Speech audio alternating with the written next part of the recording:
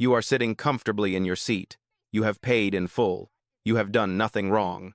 But then, someone came up and said, "Excuse me, you need to stand up for the comfort of others, not for safety reasons, not because of regulations, just because your presence makes someone uncomfortable. If it were you, what would you do? Will you stand up to make things easier? Or will you stay even knowing that the eyes around you are waiting for you to disappear?" This isn't a story about a first-class seat.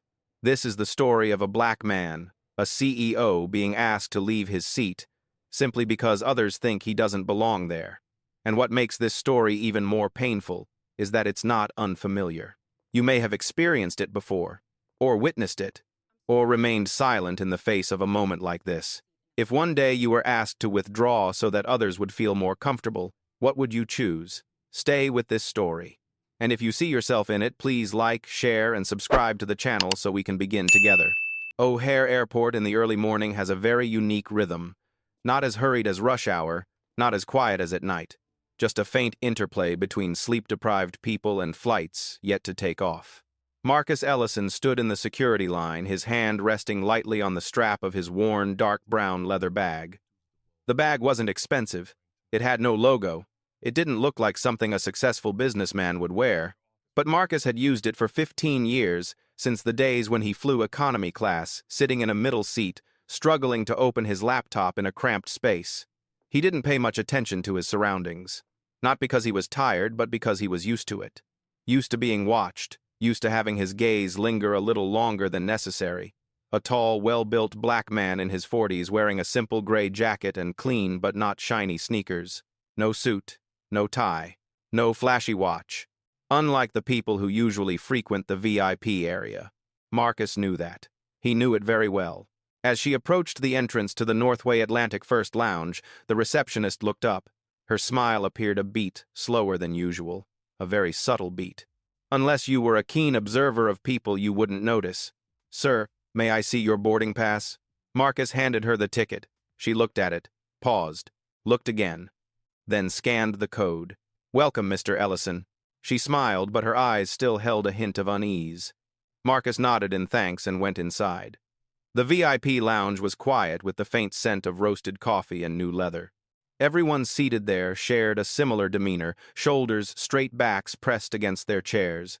They spoke softly, yet clearly enough to convey their importance. Marcus chose a seat near the window. He didn't need food. He just poured himself a glass of water and stood watching the runway in the distance where a plane was being towed out of the gate. He's about to fly to San Francisco, a short trip, a long meeting, and a decision that no one on this flight knew about.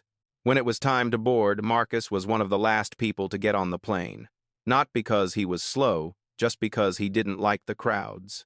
The Northway Atlantic's first-class cabin is bright and tidy. Cream-colored leather seats, soft yellow lighting. A flight attendant stands near the door, smiling professionally. "Welcome aboard, sir."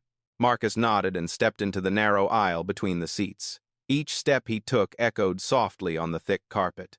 Eyes began to turn. Not all, but enough for him to sense it. He stopped at seat 2A. "Put your bag down. Sit down. Fasten your seatbelt." A man in the seat opposite glanced at him, then looked down at his watch. A woman behind him leaned slightly, whispering something to her companion. Marcus didn't react. He had sat in rooms where a single decision could cost thousands of people their jobs or give them jobs. He was used to a silence heavier than this. But the atmosphere in the cabin today is different.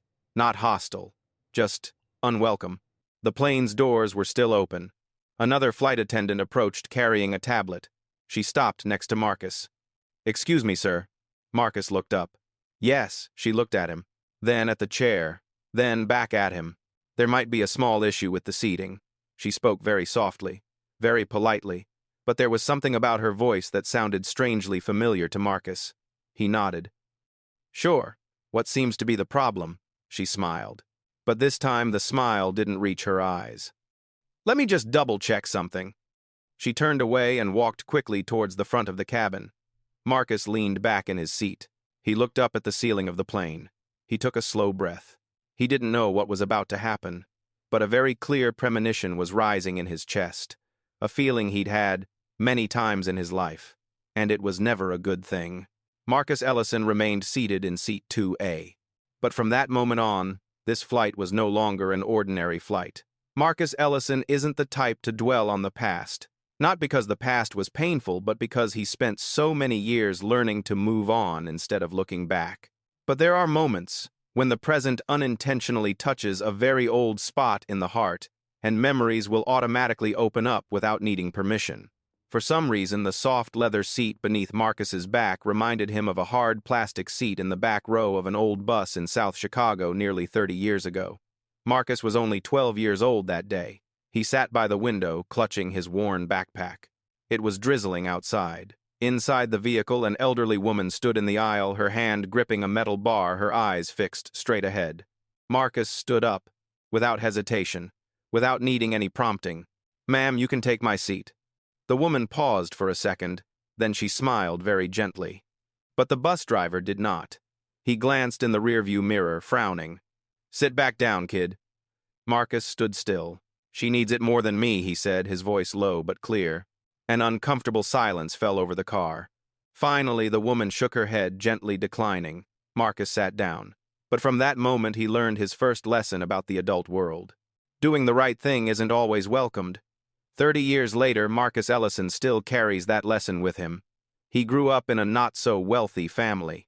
His father was an electrician, and his mother worked the night shift at the hospital. No one in the family ever went to college. No one ever held a managerial position. But they had one very clear principle. "You can keep quiet," his father once said when Marcus was suspended from school for talking back to a teacher who called him too aggressive, "but you must never bow down to disrespect." Marcus remembers vividly the day he left Chicago for Boston to attend college. No one in his family knew what an Ivy League school was. His mother just hugged him tightly. "Don't let them make you small," she said. He didn't let anyone do that. But he also learned that he didn't need to prove how big he was. Marcus's career took off slowly, quietly. No high-profile interviews, no magazine covers. He built his company the same way his father fixed the electrical system in their house. Be careful. Be durable. Do not expose the wires. Marcus believed that true power doesn't need to be flaunted. It just needs to be timely. Return to the airplane cabin. Marcus remained seated in seat 2A. He glanced at his watch. 12 minutes remained before the plane's doors closed. No one spoke to him. But he sensed a subtle movement taking place around him. The glances became quicker, the looks more scrutinizing. The man in seat 2C leaned towards the flight attendant who had just walked past. "Is everything okay up here?" His voice was loud enough for Marcus to hear, but not loud enough to be considered rude. The flight attendant smiled. "We're just sorting something out, sir." Sorting something out. Marcus closed his eyes for a second. That phrase, he'd heard it too many times. He recalled a board meeting 10 years ago when a partner suggested re-evaluating leadership fit. Marcus was already CEO at the time, but they still spoke as if he were just a temporary solution. "Let's sort things out," they said. Marcus didn't react. He simply quietly bought back their shares 3 months later. Right now on the plane, he has no intention of doing anything like that, at least not yet. Another flight attendant appeared. This time, it was Linda Crawford. Linda is the kind of person who inspires trust at first glance. She has light blonde hair neatly styled in a bun. She stands tall and straight. Her voice is deep, clear, and very professional. She stopped in front of Marcus's chair. "Mr. Ellison, may I speak with you for a moment?" Marcus opened his eyes. He looked straight at her. "Of course." Linda bent down slightly, keeping her voice low enough. "There seems to be a discrepancy regarding this seat." Marcus nodded. "I was told there might be an issue. I'm happy to clarify." Linda glanced quickly at the tablet in her hand, then she looked up. "This seat is part of our premium allocation." Marcus kept his voice calm. "Yes, that's why I selected it." Linda smiled, but a very slight crease appeared between her eyebrows. "Our system sometimes makes mistakes." Marcus didn't argue. He just asked a very simple question. "Does the system also make mistakes with names?" Linda paused for a second. "Pardon, my boarding pass has my name on it. Marcus Noichamrai. Is there an issue with that?" The atmosphere around them seemed to freeze. A few passengers began to pay more attention. A woman behind them leaned slightly as if to hear better. Linda took a short breath. "There's no issue with your name, sir." "Then what exactly is the issue, Marcus Hoy?" Linda didn't answer immediately. She glanced around the cabin. Then she turned back. There is a guest who specifically requested this seat. Marcus nodded slightly. I understand, but I'm already seated here. Linda pursed her lips. Yes, that's what we're trying to resolve. Resolve? Marcus looked directly into her eyes. Not harsh. Not challenging. Just a calm gaze long enough for the person opposite to feel, unable to avoid it. Miss Crawford, he said, pronouncing the name correctly on her name tag. I've been flying for a long time. I know how this works. Linda was a little surprised that he called her by her correct name. I paid for this seat. I'm sitting in it. If there's a mistake, I'm open to discussing it, but I won't be moved quietly just to make someone else more comfortable. A moment of silence lasted for a few seconds. Linda straightened her back. Let me check with the captain, she said. She turned away. Marcus leaned back in his chair. He felt his heart beating slowly and steadily. Not angry, not afraid. It's just a very familiar feeling. The feeling of someone who knows they are being challenged. And the only question remaining is whether the other people on this flight are prepared to face the consequences of that challenge. Linda Crawford walked toward the cockpit. Marcus Ellison remained seated. But everything on this Northway Atlantic flight had begun to deviate from its original course. The plane's door was still open. The morning air from the runway swept into the cabin carrying the scent of cold metal and jet fuel, a familiar steady sound like the breathing of a giant machine awaiting takeoff. Marcus Ellison looked out through the small window next to seat 2A. A baggage trolley slowly rolled past. Ground staff gestured with their hands, precise, repetitive movements. Everything was orderly. There was procedure. There were rules. Only the people weren't. In the first-class cabin, conversations began to falter. No one spoke loudly, but it was no longer as relaxed as a few minutes earlier. The silence now wasn't quiet. It was a sharp-edged silence. Marcus sensed it very clearly. The man in seat 1D leaned towards his companion, his voice low but audible. I thought this section was more curated. His friend chuckled softly, a short, non-malicious laugh yet full of meaning. Apparently not. Marcus didn't turn. He didn't need to hear the whole sentence. Half of it would suffice. He'd heard different versions of that phrase his whole life. A young flight attendant pushed a drinks cart past. She paused at Marcus's seat, hesitating slightly. Would you like something to drink, sir? Her voice was somewhat hesitant, as if waiting for some unseen signal. Just water, please, Marcus said. She nodded, pouring water. As she handed him the glass, her eyes briefly glanced at the name tag on his jacket. A very brief moment. But Marcus caught it. She walked faster than usual. In front of the cabin, Linda Crawford stood near the curtain separating it from the cockpit. She spoke softly to another flight attendant. Marcus couldn't hear the conversation, but he clearly saw the hand gestures, the nods of the head, and a quick glance in his direction. He didn't feel threatened, just being weighed down. A woman in seat 3C, Evelyn Whitmore, placed her polished leather handbag on her lap. She was in her 50s, her gray hair neatly combed, her jewelry subtle but not ostentatious. She leaned toward Linda as she walked past. "Excuse me," Evelyn said, her voice soft but weighty. "Is there an issue delaying our departure?" Linda smiled politely. "We're handling a seating matter, Miss Whitmore. It won't take long." Evelyn glanced at Marcus. A quick glance. Very professional. "Well," she said, "I hope it's resolved promptly. Some of us have schedules." Linda nodded. "Of course." Marcus looked down at his hands. His fingers rested lightly on his thighs, relaxed, not clenched, not trembling. He realized he was observing himself. Part of him wondered, am I being too calm? Another part answered quickly, no, I'm just too used to it. He recalled an evening many years ago at a hotel in Dallas. Marcus was the CEO then, but still preferred to go down to the reception desk himself to get extra towels. The young employee looked at him, then at the screen, and said, "I'm sorry, sir. This floor is restricted." Marcus handed her the room key. She blushed and apologized profusely. He smiled then, too. Not because it was funny. Because anger would have been a waste of energy. Right now, in this cabin, he felt the same feeling. Not overt hostility, but an unspoken assumption. He didn't belong here. Linda returned this time, not bowing, but standing straight in front of Marcus's seat. "Mr. Ellison," she said, her voice a little firmer. "The captain would like to speak with you." Marshall looked up. "Of course. Could you step forward with me?" Marshall glanced around. Several eyes immediately focused on them. Curiosity was unconcealed. He nodded, unbuckled his seatbelt, and stood up.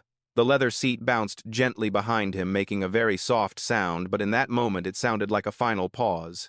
He followed Linda toward the front of the cabin. Each step was steady, unhurried, without hesitation. As they approached the cockpit, Linda pulled the curtain aside just enough to block the view from the back seats.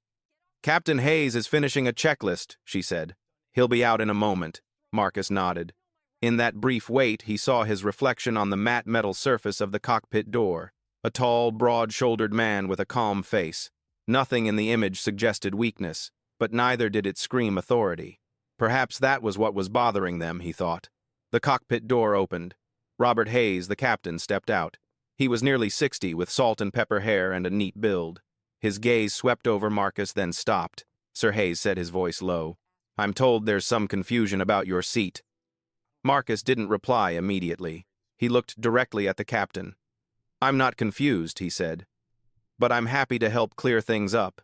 Hayes raised an eyebrow slightly. "This seat is frequently reserved for our highest-tier passengers," he said. "Miss Whitmore, for instance, flies with us regularly." Marcus nodded. "I don't doubt that." Hayes tilted his head slightly. "Then perhaps you understand why there's concern." Marcus kept his voice even. "I understand there's discomfort. I don't see a concern."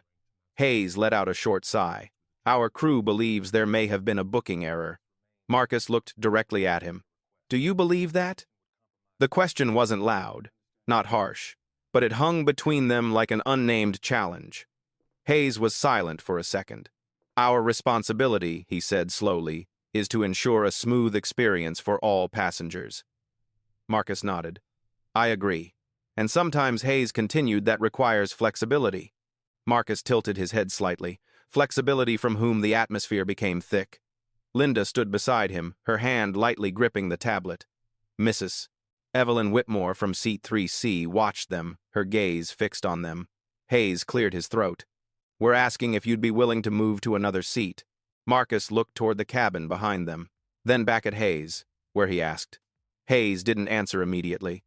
"Economy has availability," he said finally. Marcus smiled, very slightly. "And what happens to my seat?" Hayes looked at Linda. Linda answered for him. "It would be reassigned." Marcus nodded as if taking in information in a meeting. "I see." He paused for a second. Then he continued. "No, not loud, not harsh. Just one word. Clear, decisive."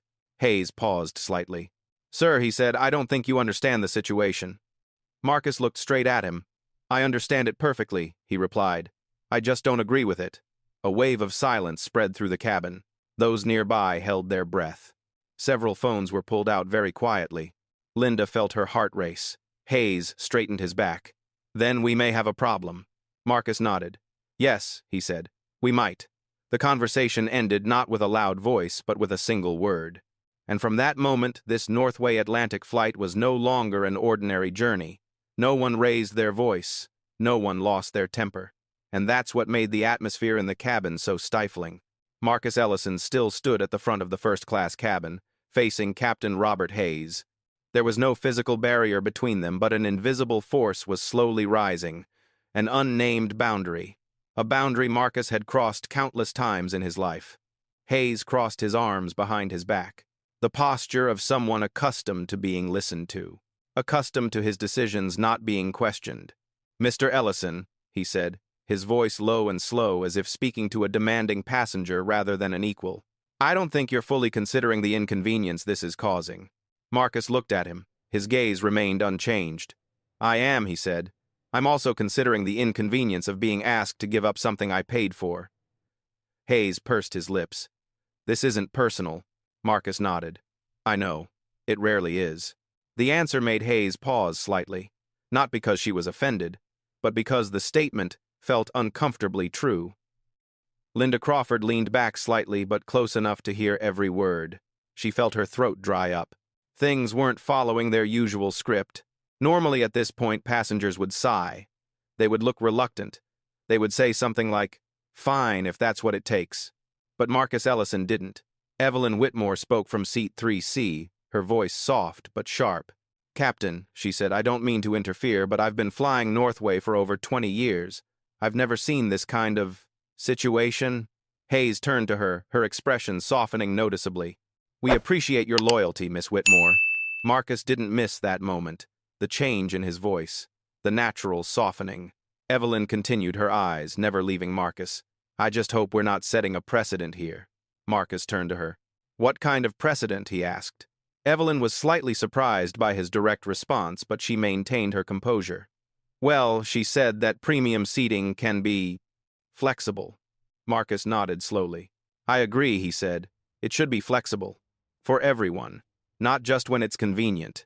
A few passengers shifted slightly in their seats. Some were beginning to feel uncomfortable, not because Marcus was wrong, but because he was too blunt. Linda cleared her throat, trying to regain control. Mr. Ellison, she said, perhaps we can discuss compensation. Marcus turned to her. Compensation for what, he asked. For the inconvenience, Linda replied. A voucher. Miles. An upgrade on a future flight. Marcus looked directly at her. And in return, Linda paused for a moment. You would relocate to another seat. Marcus nodded as if confirming he had heard correctly. So he said, I give up what I have now based on an assumption, and I'm offered something later based on a promise. Linda felt her face flush. That's not what I meant. But that's what it is, Marcus said, his voice even. And I don't operate that way. Hayes exhaled more heavily than necessary. Sir, he said, you're putting us in a difficult position. Marcus didn't flinch. I didn't create this position, he said. I'm just standing in it. A long silence ensued. The air in the cabin seemed to thicken. A young flight attendant at the back glanced at her colleague, her eyes filled with anxiety. A passenger took out their phone, pretending to check messages, but in reality ready to record. Hayes shifted his position. His voice deepened. If you refuse to cooperate, he said, we may have to escalate this. Marcus looked at him for a long time. Then he asked a question that surprised both Linda and Hayes.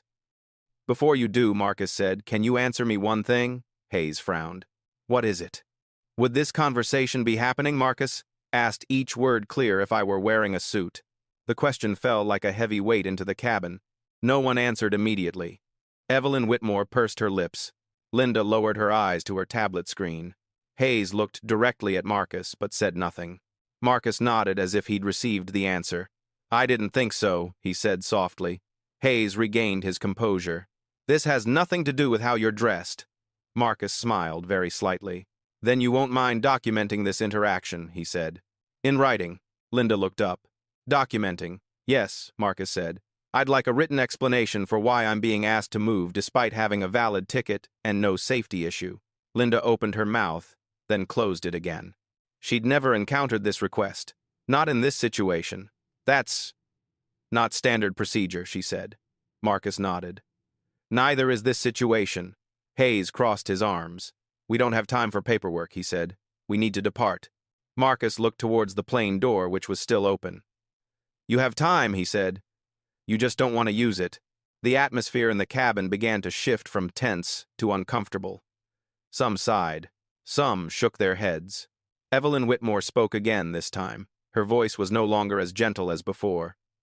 Captain, she said, this is becoming disruptive. Marcus turned to her. Disruptive? To whom, he asked. Evelyn looked at him, frowning slightly. To everyone, she replied. Marcus nodded. I agree, he said. Being asked to leave a seat you paid for is disruptive. Linda felt her heart pound. She realized things were spiraling out of control, and what worried her most wasn't Marcus Ellison, but the fact that he hadn't done anything wrong. Hayes straightened up his voice, hardening. Mr. Ellison, he said, this is your final request. Will you move voluntarily? Marcus looked at him. Then he looked around the cabin. Unfamiliar faces. Curious glances. Some disapproving glances. Some sympathetic glances, but lacking the courage to speak. He took a slow breath. No, he said. No exclamation point. No drama. Just a line drawn. Hayes clenched his jaw. Then we'll have to take further action. Marcus nodded. Do what you need to do, he said. I'll do the same. From the moment Marcus Ellison said no, it was no longer a misunderstanding. It became a choice. And every choice has a price. When Marcus Ellison said no, he wasn't just refusing a request. He was refusing an old habit, a reflex he'd learned very early, the reflex of yielding to end things quickly.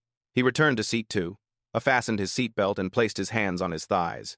The movement was slow, deliberate, not to show off, just to remind himself that he was still in control of his body and his breathing, but inside things were anything but still.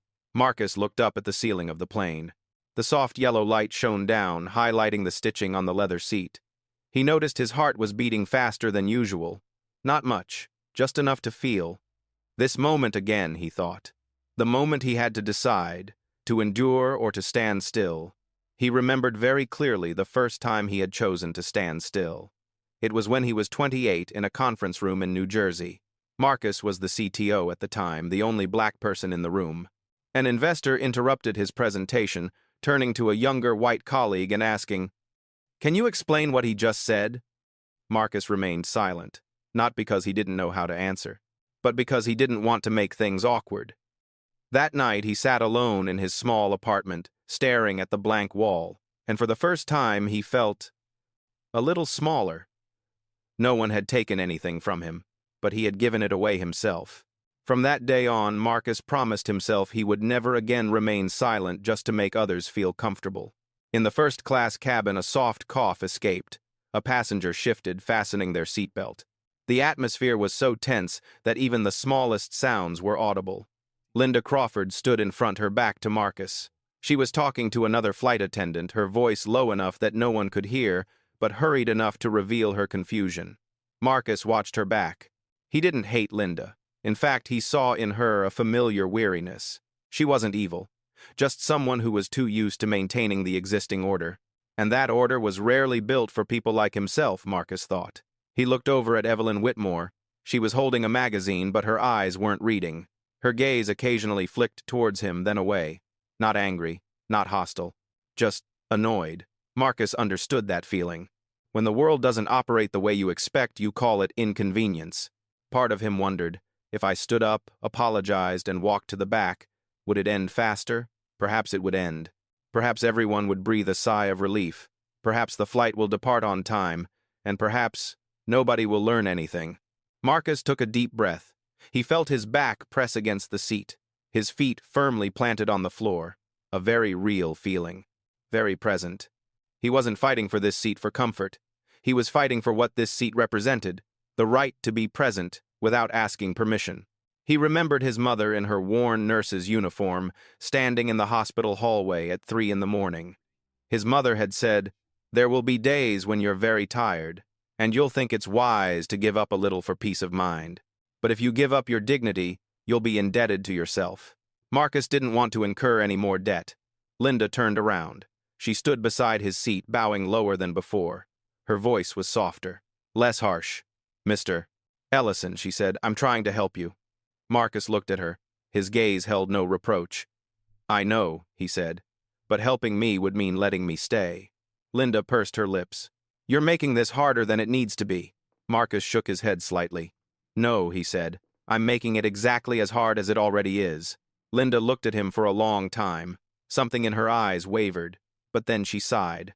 "If you don't comply," she said, "we may have to involve security." The word security fell softly, but Marcus heard it clearly. Another memory surfaced, the time he was stopped at the door of an office building even though his card was still valid. The time he was asked, "Are you here to deliver something in his own company?" Marcus looked directly at Linda. "Is there a safety issue?" he asked. Linda shook her head. "Then why security?" Marcus continued. Linda didn't answer immediately, because she said, after a pause, "This is becoming a disruption." Marcus nodded. "Disruption happens when systems are challenged," he said, "not when people follow the rules." Linda felt her throat tighten. She turned away, saying nothing more. Marcus leaned his head back against his seat, closing his eyes for a few seconds. Not to escape, but to keep the voices in his head from becoming too loud. They won't stop, he thought, and neither will I. He opened his eyes, looking straight ahead. The fastened seatbelt light was still on. The plane door was still open. Time seemed to drag on longer than usual. At the back of the cabin, a young man whispered to his passenger. "He's brave," he said, unaware Marcus heard. Marcus heard, and this time he didn't feel sad. He felt light, relieved that he made the right choice. Marcus Ellison didn't know what would happen next. He followed suit. But he knew one thing for sure: from this moment on he would not back down, no matter the cost. No one spoke loudly. But everyone in the cabin knew this was no longer a private matter between Marcus Ellison and the flight crew. The luxurious leather seats suddenly became spectator seats. Eyes followed every small movement: a sigh, a shrug of the shoulder, an ill-timed cough. All combined to create an invisible pressure heavy as the air before a thunderstorm. Marcus remained seated in seat 2A, back straight, shoulders relaxed, hands resting lightly on his lap. If someone glanced at him, they would think he was perfectly calm, but inside he was doing something he had practiced for years, keeping his reaction from being dictated by the gazes of others. Linda Crawford turned again. This time she didn't lower her voice. She stood tall enough for those around her to hear. "Ladies and gentlemen," she said, her voice even but slightly strained, "we appreciate your patience. We're addressing a seating matter and will be on our way shortly." Some nodded. Some looked at their watches. Patience doesn't last long in a confined space. Evelyn Whitmore cleared her throat softly. "Captain," she said, gesturing forward, "with all due respect, this is taking longer than expected." Robert Hayes stepped out of the cockpit, his expression different than before, less gentle, more tense. "We're doing our best, Miss Whitmore," he said, "but we need cooperation from all parties." The word cooperation was a clear implication. Evelyn turned to Marcus this time, not hiding her displeasure. "Sir," she said, "I'm sure you're a reasonable man, but surely you can see this is affecting everyone." Marcus looked at her. His gaze was undefended. "I do see that," he said, "and I'm sorry for the delay." Evelyn paused slightly at the apology, but then she frowned. "Then why insist?" she asked. Marcus didn't answer immediately. He looked around the cabin, at the expectant faces, at those who said nothing but whose eyes spoke volumes. Because he said slowly, sometimes the easiest solution for the group is the most unfair one for the individual. A man in seat 1D sighed heavily. "This is ridiculous," he said, without lowering his voice. "We paid good money to be here." Marcus turned to him. "So did I," he said. "Then act like it," the man replied, his voice harsher. Marcus didn't get angry. He just asked again, "What does that look like to you?" The man opened his mouth, then stopped. He had no answer that wouldn't make him look bad. Linda sensed the situation was rapidly deteriorating. She looked at Hayes, her eyes pleading for help. Hayes nodded slightly as if a decision had been made. "Mr. Ellison," Hayes said, his voice firm, "if you continue to refuse our request, we will have to involve airport security." A few murmurs arose. The word security always had that effect. It made even unrelated people feel uneasy. Marcus looked at Hayes. "On what grounds?" he asked. "Disrupting the flight," Hayes replied. Marcus nodded. "Let me be clear," he said. "I am seated. I am calm. I am following all safety instructions. If that is considered disruption, then the definition needs revisiting." Hayes clenched his jaw. "You're preventing us from departing." Marcus looked toward the plane door. "The door is still open," he said, "and the delay didn't start with me." A woman in the back seat spoke, her voice hesitant. Maybe he should just move," she said, "so we can all go." The remark wasn't malicious, but it touched a very deep spot. Marcus turned and looked at her. He smiled very slightly. "I understand why you'd want that," he said. "I really do." She looked at him a little confused, but Marcus continued, "If I move just to make this easier, then the next person will be asked to do the same. And the next. And eventually, it becomes normal." The cabin fell silent. Evelyn Whitmore crossed her arms. "This isn't about social justice," she said. "It's about getting to San Francisco on time." Marcus nodded. "And that's exactly the problem," he said. "When timing matters more than fairness, fairness is always the first thing we sacrifice." Linda felt a chill run down her spine. She didn't entirely agree with Marcus, but she couldn't deny what he said either. Hayes took another step toward Marcus. "Sir," he said, his voice losing its patience, "this is your final warning." Marcus looked at him for a long time. He saw in Hayes' eyes not malice, but fear. Fear of losing control. Fear of being judged. Fear of being seen as not strong enough. Marcus understood that better than anyone. "Captain Hayes," he said, calling him by his name for the first time. "I'm not trying to challenge your authority." "Then stop," Hayes replied. Marcus shook his head. "I'm trying to challenge an assumption," he said. "One that says some people belong and others need permission." A phone was raised at the back of the cabin. Then another. Not to cause trouble, just to record. Linda saw and knew things had gone beyond internal matters. Hayes took a deep breath. "All right," he said. "We're calling security." Linda closed her eyes for a very brief moment, then nodded. "I'll make the call," she said. Marcus leaned back in his chair, exhaling slowly. He felt a wave of weariness wash over him, not from fear, but because he knew what was coming. He had stood before people in uniform like this before. He had been looked at with that suspicious gaze before, but he also knew something else. Every system relies on the silence of its people, and today he chose not to remain silent. Linda walked quickly toward the plane door.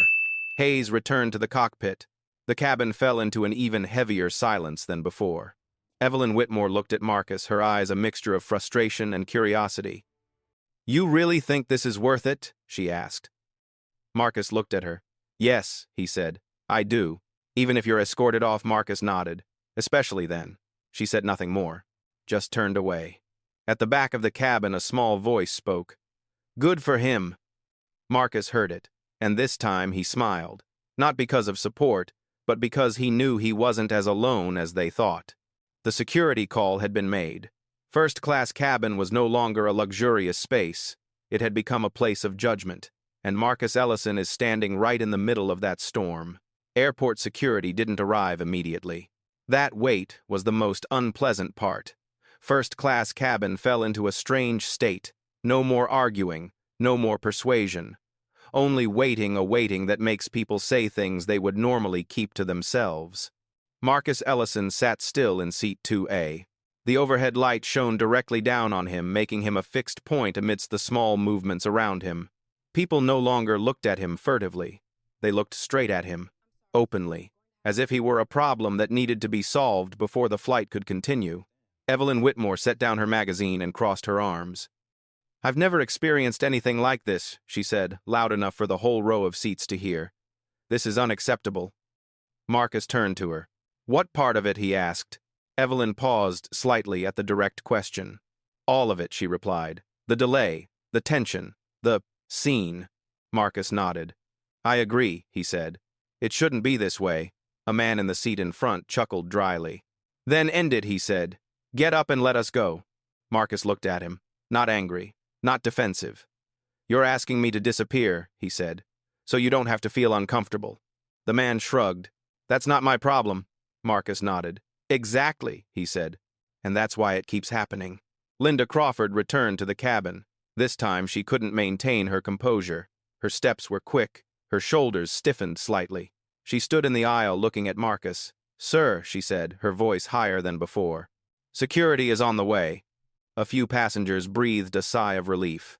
Someone nodded as if a familiar order was about to be restored. Marcus nodded back at Linda. "Thank you for letting me know." Linda was surprised by his calmness. She felt a wave of unease rise not with Marcus but with her own sense of losing control. "You're putting us in a very difficult position," she said. Marcus looked at her. "I know," he replied. "That's how pressure reveals priorities." Linda pursed her lips. "Do you understand how this looks?" she asked. Marcus tilted his head slightly. "How what looks?" he asked in return. Linda gestured around the cabin. "This, you, the situation." Marcus followed her gaze. He looked at the watching faces. He looked at the half-hidden phones. "It looks like a man being told he doesn't belong," he said, and refusing to accept that quietly. A murmur spread through the room. Some were annoyed. Some were flustered. Some began to think.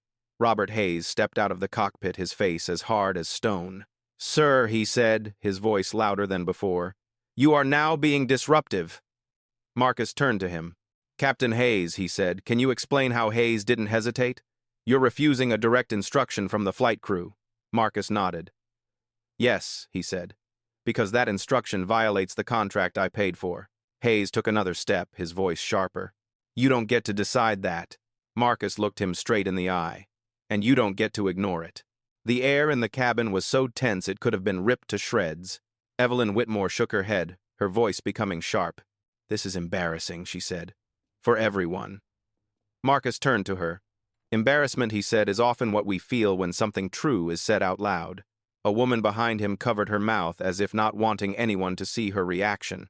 Another man bowed his head, looking down at his hands. Linda felt a sweat break out on the back of her neck. She wasn't speaking for the system anymore. She was speaking for herself. "You're making people uncomfortable," she said almost pleadingly. Marcus looked at her, his gaze softening. "Discomfort," he said, "is not harm, but erasing someone's dignity is."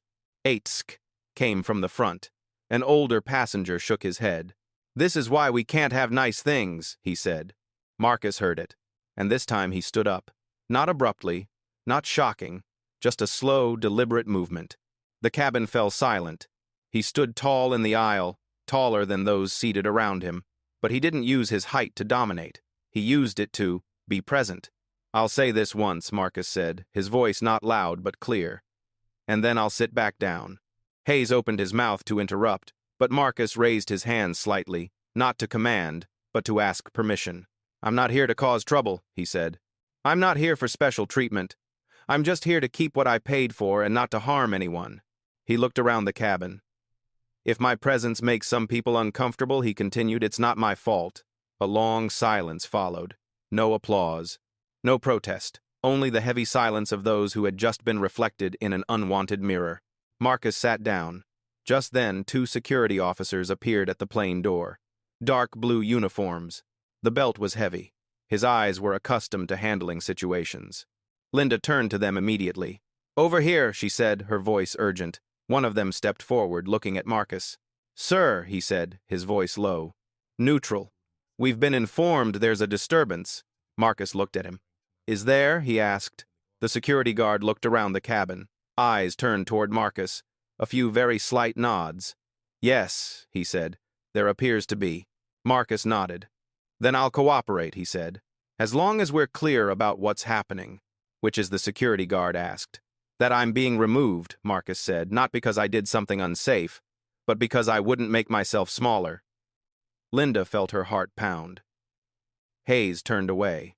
The security guard didn't answer immediately. He just said, "Sir, please come with us." Marcus stood up again. He turned back to retrieve his leather bag. He gripped the strap firmly. Then he looked straight ahead.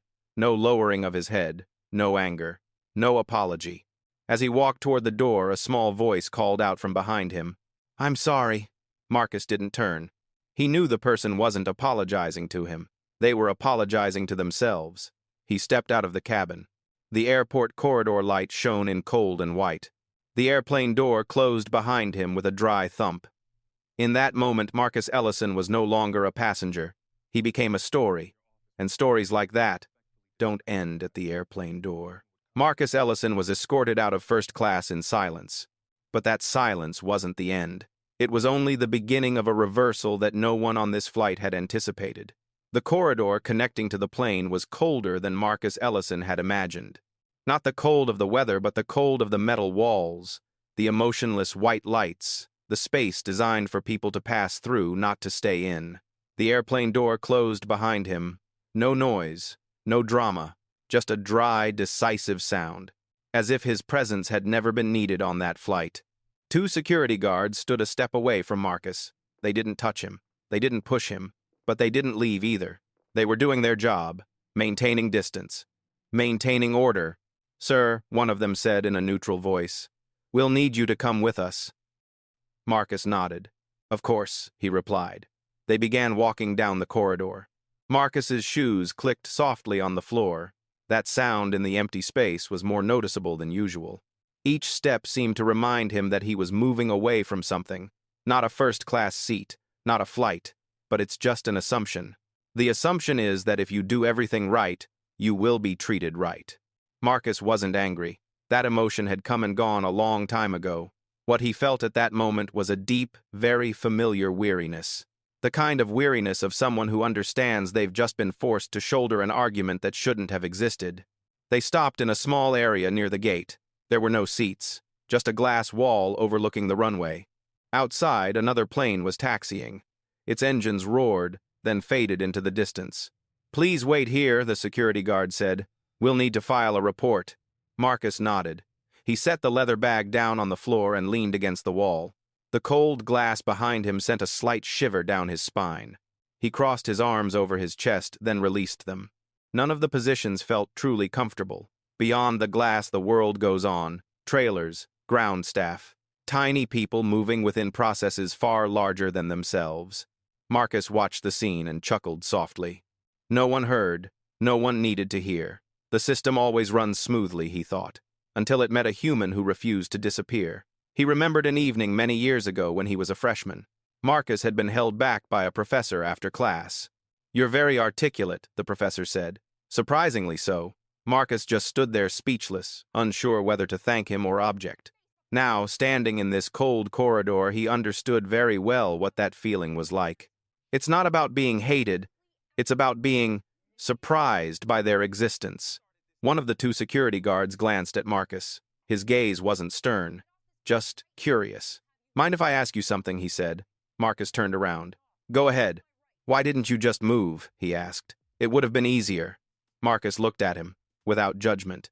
Easier for whom, he asked. The security guard thought for a second. "For everyone," he replied. Marcus nodded. "Yes," he said. "That's usually the answer." The security guard frowned. "You don't think that's reasonable?" Marcus looked out at the runway. A plane was taking off, its fuselage gradually shrinking against the pale gray sky. "I think it's common," he said. "Not always reasonable." The security guard was silent. Then he nodded very slightly. He disagreed, but he didn't object either. The other man was standing a little further away, talking on the radio. Marcus overheard a few words. Refusal, non-compliant, no threat. There are no words about danger. There are no words about safety. It's just a lack of cooperation. Marcus exhaled slowly. He felt a familiar emptiness, not fear. Rather, the feeling you get when you've done everything you can and now all that's left is to wait. His phone vibrated softly in his jacket pocket. Once. Then it went silent. Marcus didn't rush to take it out. He knew exactly who the message was from. He let a few more seconds pass. He looked back at the airplane door in the distance, imagining the people inside fastening their seatbelts, waiting for takeoff. Perhaps they were already thinking about lunch in San Francisco. Perhaps they have forgotten him. Marcus took out his phone. The screen lit up. A short message. Deal closed. Paperwork finalized. He stared at the words longer than necessary, not because of surprise, but because of the chilling coincidence of the timing. He locked the screen and put the phone in his pocket. Not yet. Not now. An airport employee walked by, saw Marcus standing with two security guards, and his gaze lingered briefly. Then he continued on his way. No one asked. No one intervened. Marcus realized this: when you're placed in the exact position where others expect you to be, everything suddenly becomes invisible. He wondered, if I didn't have today, if I didn't have that position, how would this moment end? Perhaps he'll be escorted out. Perhaps he'll book another flight. Perhaps he'll tell this story to his friends as an unpleasant inconvenience. And the world will go on. No consequences, no lessons learned. Marcus felt a heavy weight on his chest. Not anger, but a very clear sadness. I'm sad because he knows. Too many people have no other choice. The security guard turned around. "Sir," he said, "we're just waiting for confirmation from the gate supervisor." Marcus nodded. "No problem." He leaned his head lightly against the glass wall, closing his eyes for a few seconds. Not to rest, but to keep himself from drifting too far into those thoughts. When he opened his eyes, he saw his reflection in the glass. A man standing alone. No sign, no background of power, just a human being. And in that moment, Marcus Ellison understood perfectly this was the lowest point of this story. No one was on his side. No one defended him. No one knew who he was. And that's why what's about to happen next won't be revenge. But it's a truth put in the right place. His phone vibrated in his pocket again. This time he took it out immediately. A new message. Press release scheduled. Effective immediately. Marcus looked up at the airplane door one last time. He took a deep breath. Then he exhaled very slowly. Okay, he thought. Now it's my turn to see how the system reacts. When it realizes I've got the wrong person. Marcus Ellison stood alone outside the plane. At that lowest point, a truth was locked away in his pocket. And when that truth was revealed, no one on this flight could ever go back to how things were before. Marcus Ellison was not handcuffed. He was not yelled at. He was not pushed around. And that's what makes things so difficult. He stood alone in the waiting area near the gate between tall glass walls and pale white fluorescent lights. Time seemed to slow down so much that he could clearly hear the hum of the air conditioning system above his head, a steady, emotionless heartbeat. Two security guards stood a few steps away from him. They didn't speak. They didn't look at him for long. They just stood there doing their job.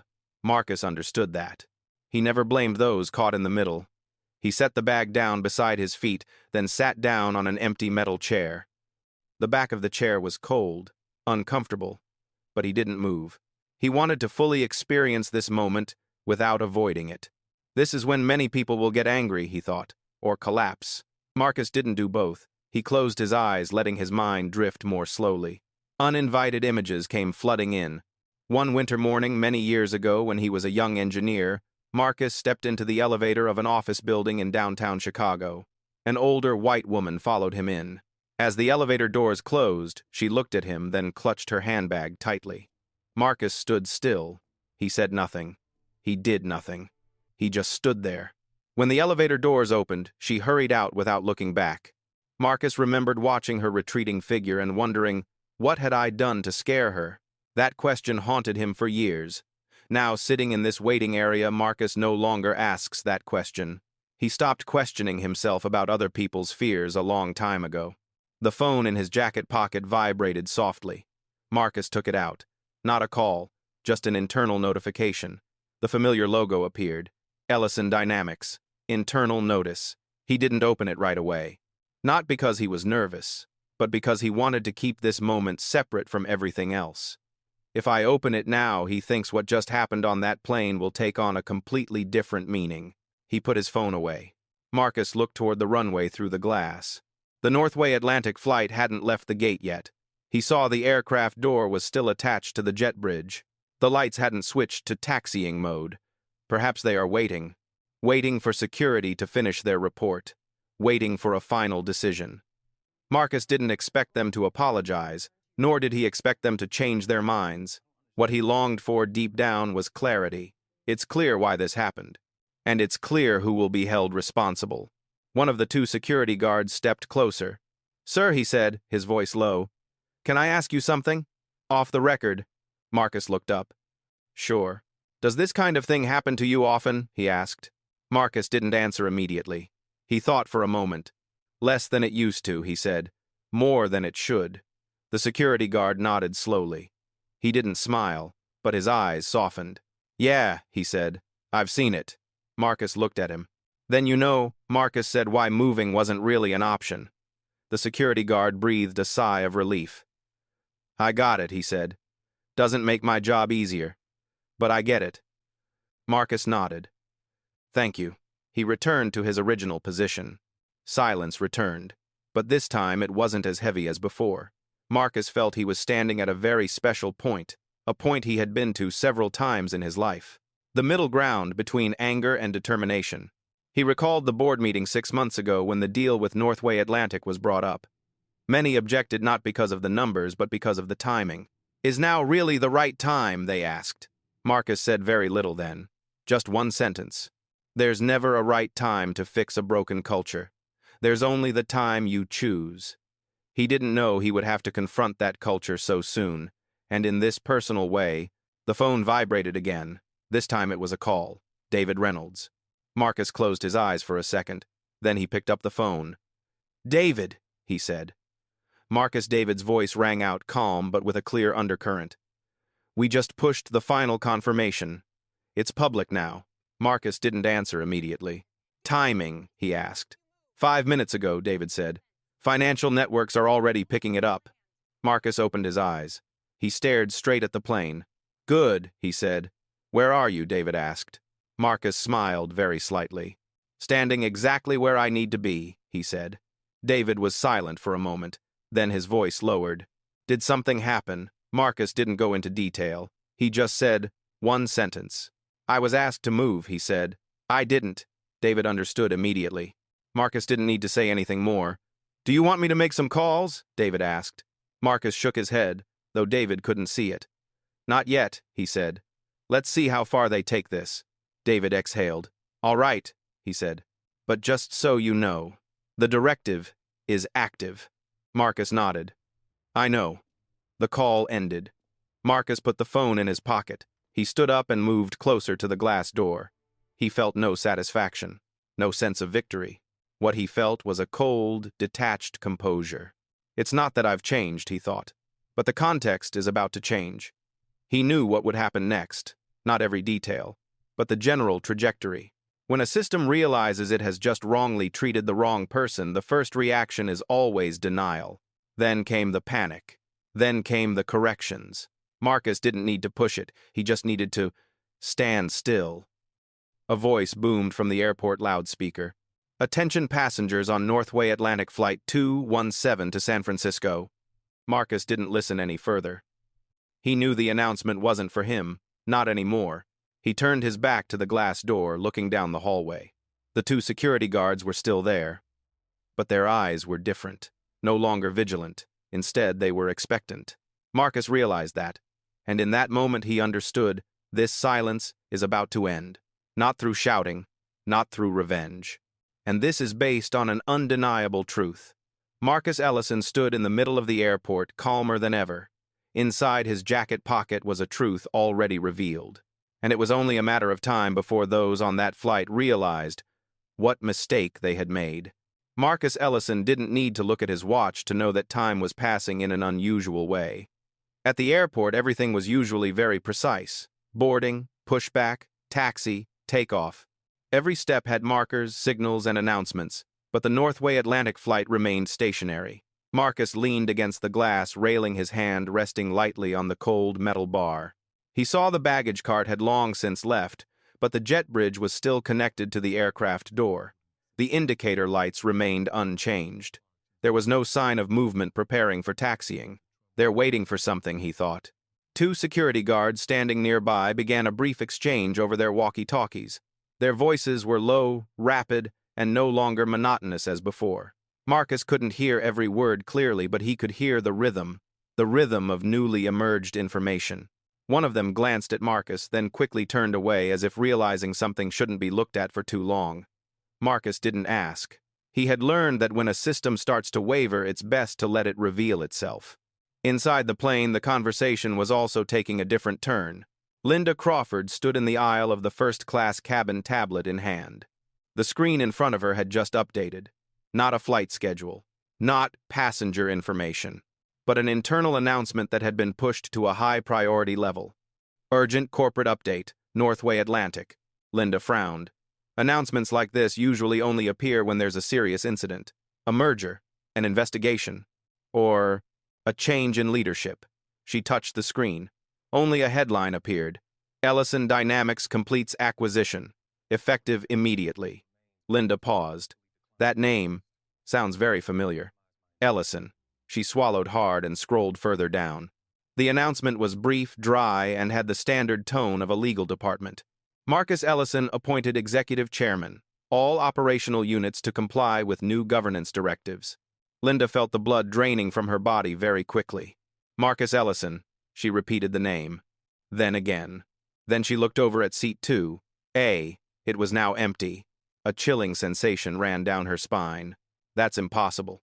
Linda turned and walked quickly towards the front of the cabin where Robert Hayes was standing next to the cockpit. She handed him the tablet, her hands trembling slightly. "Captain," she said, her voice low but urgent. "You need to see this." Hayes glanced over, slightly annoyed at being interrupted. But when his eyes met the screen, his expression changed dramatically. He read. He paused. Then he read again. "Ellison," he murmured. Linda nodded, unable to say a word. Hayes looked up, his eyes, scanning the cabin as if searching for something that was no longer there. "Where is he?" asked. Linda didn't need to explain. Hayes understood. In seat 3C, Evelyn Whitmore was sipping water, completely unaware of the earthquake that had just erupted in the system she had been familiar with for 20 years. Hayes strode quickly toward the cockpit door and pressed the intercom button. His voice lowered, carrying a new tension. "Gate Supervisor, this is Captain Hayes. I need confirmation on a corporate update." Immediately. In the hallway outside, Marcus Ellison heard hurried footsteps. Not security, not passengers, but the rhythmic steps of someone trying to grasp a truth that had just spiraled out of their control. A man in a gray suit with a name tag pinned to his chest hurried toward the waiting area. "Excuse me," he said to the security guard. "Is there a passenger named Marcus Ellison here?" The two security guards turned to look at Marcus almost simultaneously. "Sir," someone said. Marcus nodded. "That's me." The man paused. He looked Marcus up and down, not with suspicion, but confirmation. "I'm Thomas Keller," he said. "Station manager." Marcus nodded in greeting. Keller took a short breath as if preparing for a difficult conversation. "Mr. Ellison," he said, "there seems to have been a misunderstanding." Marcus looked at him, his gaze calm. "There usually is," he replied. Keller swallowed hard. "I've just been informed of a corporate announcement," he said. "And we may need to revisit what just happened." Marcus didn't smile. He didn't nod. He just asked one question. "Are you asking because of who I am?" he said, "or because of what was done?" The question left Keller speechless for a second. He didn't have an immediate answer. "Both," he said afterward, more honestly than he expected. Marcus nodded. "Then, let's be clear," he said. "Nothing about what happened changes regardless of the announcement." Keller felt his collar getting tighter. "I understand," he said. "But the aircraft has not withdrawn. We can correct this." Marcus looked over Keller's shoulder towards the plane with its jet bridge still attached. "Correction," he said, "is not pretending it didn't happen." Keller remained silent. He realized the man before him wasn't seeking solace. He was seeking accountability. Inside the cabin, Hayes received confirmation through his headset. The voice on the other end of the line was no longer neutral. "Captain," the voice said, "the announcement is real, effective immediately." Hayes took off his headphones and looked at Linda. She was standing very straight, but her hands were gripping the tablet so tightly that they were turning white. "We need to bring him back," Linda said, almost in a whisper. Hayes didn't answer immediately. He looked out into the cabin. The passengers were waiting, unaware that their roles in this story were about to change. "Get the door reopened," Hayes said. "Now." A flight attendant ran off to perform the task. The cabin lights flickered slightly. A few passengers looked up, bewildered. Evelyn Whitmore frowned. "What's going on now?" she asked. Hayes stepped out into the hallway, his voice rising for the first time, no longer so confident. "Ladies and gentlemen," he said, "we are experiencing a brief administrative delay. Please remain seated." Administrative Evelyn repeated her voice, betraying her annoyance. In the hallway, Keller turned to look at Marcus. "Mr. Ellison," he said, "the captain would like to speak with you." Marcus looked at him. "On the aircraft?" he asked. "Yes," Keller replied. Marcus nodded. "All right," he said. "Let's go." The two security guards stepped aside. No longer standing guard. No longer maintaining distance. They let Marcus go first. As Marcus walked toward the plane door, he felt a distinct change in the atmosphere. Not because he was the CEO, but because the system had just realized it had exposed a crack. The airplane door was opened again. Light from the cabin flooded into the hallway. Eyes from inside turned outwards. Marcus Ellison walked in. This time no one asked him to stop. The system has realized its mistake. But the truth is, some mistakes cannot be corrected by turning back time. And Marcus Ellison has just returned not to reclaim his seat, but to face the consequences. When Marcus Ellison stepped back into the first-class cabin, the atmosphere was completely different. No more scrutinizing glances, no more overt impatience. Only a strange silence, the silence of people who have just realized they misjudged someone and don't know where to look. Marcus walked slowly down the aisle, not to create a spectacle, simply because he had no reason to rush. Each step he took now echoed louder than before, not because he was heavier, but because the cabin was so quiet that he could hear the fabric of his shirt brushing against the seat. Linda Crawford stood to one side, her hands hanging loosely. No tablet, no commanding tone. As Marcus walked past, she bowed slightly. "Mr. Ellison," she said very softly. Marcus nodded in response. No smile, not cold, just acknowledging. Robert Hayes stood at the front of the cabin, his back straight but his shoulders stiff. He watched Marcus approach his eyes, a mixture of tension and something akin to fear. "Mr. Ellison," Hayes said, his voice no longer as steady as before. "There's been a clarification." Marcus stopped a step away from him. "I'm listening," he said. Hayes took a deep breath. "It has come to our attention," he said slowly, each word carefully chosen, "that you are affiliated with Ellison Dynamics." Marcus tilted his head very slightly. "I am," he said. Hayes swallowed hard. And that Ellison Dynamics has just completed an acquisition involving Northway Atlantic, Hayes continued. Marcus neither confirmed nor denied it. He simply stood still. Linda took a step forward, her voice trembling slightly. "Mr. Ellison," she said, "we were not informed of your position." Marcus looked at her. "That's correct," he said. "You weren't." Evelyn Whitmore, who had been silent in seat 3C, suddenly looked up. Her expression changed dramatically. No longer annoyed, no longer irritated, instead, stunned. "Wait," she said. "Are you saying—" Marcus turned to her. "Yes," he said very calmly. "I am the CEO." A gasp echoed somewhere in the cabin. Someone covered their mouth. Someone else straightened their back as if reminded that their previous posture was inappropriate. Evelyn Whitmore looked at Marcus, then at Hayes, then back at Marcus. She opened her mouth, but no words came out. Hayes felt sweat break out on the back of his neck. "Mr. Ellison," he said, had we known Marcus, raised his hand very slightly, not to interrupt, but to clearly define a boundary. "That's exactly the point," he said. "You shouldn't need to know." The words weren't spoken loudly, but they fell into the cabin like a heavy object. Linda closed her eyes for a moment. She understood immediately what Marcus had said, and that hurt her more than any reproach. Marcus looked around the cabin. The faces that had once been annoyed, the eyes that had once been demanding, the people who had been willing to let him disappear just so the flight could take off on time. "I didn't mention who I was," Marcus said, his voice monotone, "because I wanted to see how this would be handled if I were just a passenger." No one objected. No one spoke up. Hayes bowed his head very slightly. "We made a mistake," he said. Marcus looked at him. "Yes," he replied. "You did." A long silence ensued. Not a silence of tension, but a silence because the truth had just been revealed, too obvious to avoid. Evelyn Whitmore finally found her voice. I apologize," she said, her sharp wit gone. "I had no idea." Marcus looked at her. "I know," he said. "That's also the point." Several passengers bowed their heads. A man in the seat in front looked down at his hands as if he had just realized he had been clenching them for too long. Linda spoke, her voice low and hoarse. "We treated you unfairly," she said, "and I'm sorry." Marcus looked at her. This time he paused longer. "Thank you for saying that," he said. "But apologies don't undo systems." Hayes stood up straight. "What would you like us to do?" he asked. That question was the moment when power truly shifted. Marcus looked at Hayes, then at Linda, then at the cabin. "I'm not here to be accommodated," he said. "I'm here to be accounted for, and so are you." Hayes swallowed hard. "Of course," he said. "We're prepared to cooperate fully." Marcus nodded. "Good," he said. "Then we'll start by pressing what happened. Not quietly, not internally." Evelyn Whitmore's eyes widened. "You mean—" now she asked. "Yes," Marcus replied. Linda looked at Marcus, her voice faltering. "In front of everyone," Marcus nodded. "Yes," he said. "In front of everyone." The cabin vibrated slightly as the internal communication system activated. A ding sound was heard. Hayes looked at Linda, then nodded.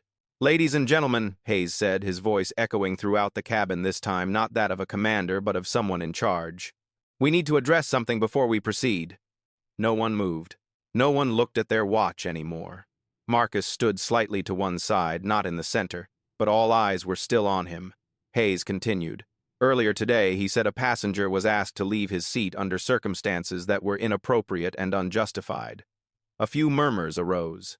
Evelyn Whitmore took a deep breath. "That passenger," Hayes continued, "was Marcus Ellison, CEO of Ellison Dynamics, and as of today, executive chairman of Northway Atlantic." A wave of whispers spread. This time, it wasn't annoyance. It was astonishment. Marcus said nothing. He let Hayes finish speaking. "We failed to treat him with the respect afforded to every paying customer," Hayes said, "and for that, we are responsible." Linda stood beside him, her head bowed low. Marcus took a step forward, his voice clear and resonant. "I don't want special treatment," he said. "I want consistent treatment." He looked at each face. "What happened to me today," he continued, "happens to people who don't have my title. Every day." The cabin was completely silent.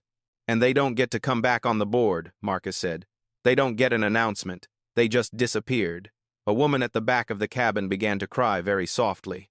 Marcus took a deep breath. "So this conversation," he said, "is not about me." He stopped. "It's about what we allow to happen. When we think no one important is watching. No one objected. No one dared. Marcus turned to Hayes. We're not done, he said. But we are moving forward. Hayes nodded. Yes, sir. Marcus looked at Linda one last time. Please take your seat, he said. Linda froze. My seat, she asked. Marcus nodded. We'll continue after landing, he said. This flight will depart. Linda bowed her head even deeper than before. Thank you, she said. Marcus returned to seat 2A. This time no one sat there. No one dared. He sat down. He fastened his seatbelt. The chair hasn't changed, but everything else has. The moment the truth is revealed, real power no longer lies in the seat of power. It lies in who dares to face the consequences. And from that moment on, no one on this flight can pretend they don't know. The fastened seatbelt light was still on. But no one in the first-class cabin cared about taking off anymore. The moment Marcus Ellison sat down in seat 2A for the second time, the atmosphere in the compartment was no longer tense. It became something much heavier. The anticipation of consequences.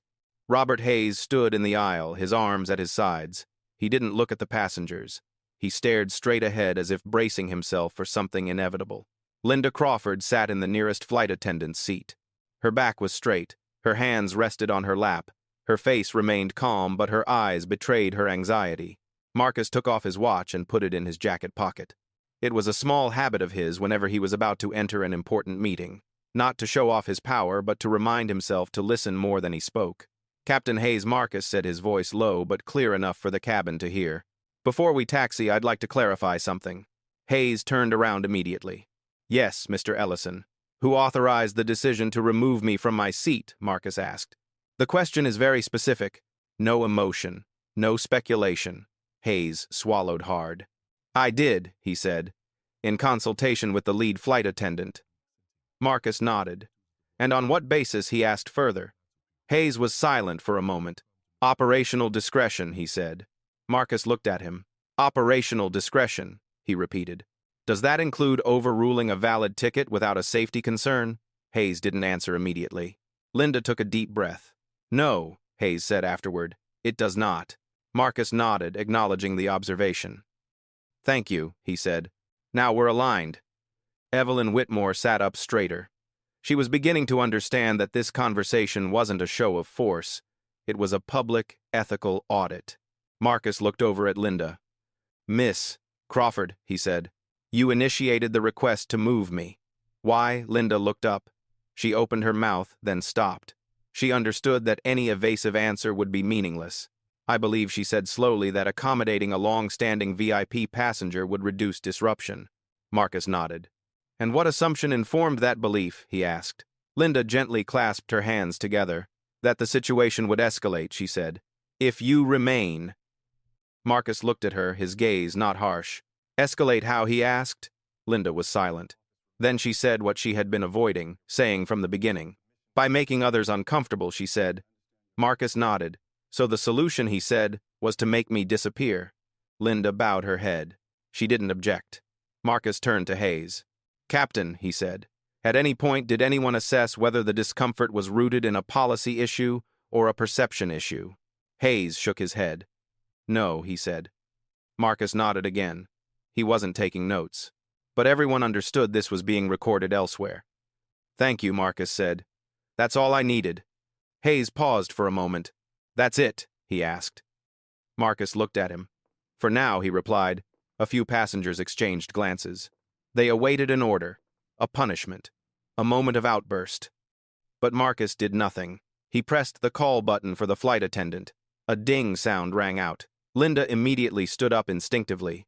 Yes, Mr. Ellison. Marcus looked at her. I'd like the cabin crew manifest and the incident report draft, he said. Electronically. Linda nodded without asking any further questions. I'll have it sent, she said. Marcus turned to Hayes. Captain, he said, we will proceed with this flight. Hayes breathed a sigh of relief. Yes, sir. However, Marcus continued, his voice still even. I'm issuing a temporary directive. Hayes stood up straighter. Please proceed. Effective immediately, Marcus said, you are relieved of command for this flight upon landing. A gasp echoed in the cabin. Evelyn Whitmore put her hand to her chest. Linda froze. Hayes said nothing for a few seconds. Sir, he said, finally with respect, the flight will continue under your command. Marcus interrupted calmly. This is not punitive. It's procedural, Hayes understood, and that weighed even more heavily on him. Yes, sir, he said. Marcus turned to Linda. Miss Crawford, he said. Pending review, you are suspended from flight duties effective upon landing. Linda trembled slightly, but she didn't cry. She didn't react. I understand, she said. Marcus looked at her.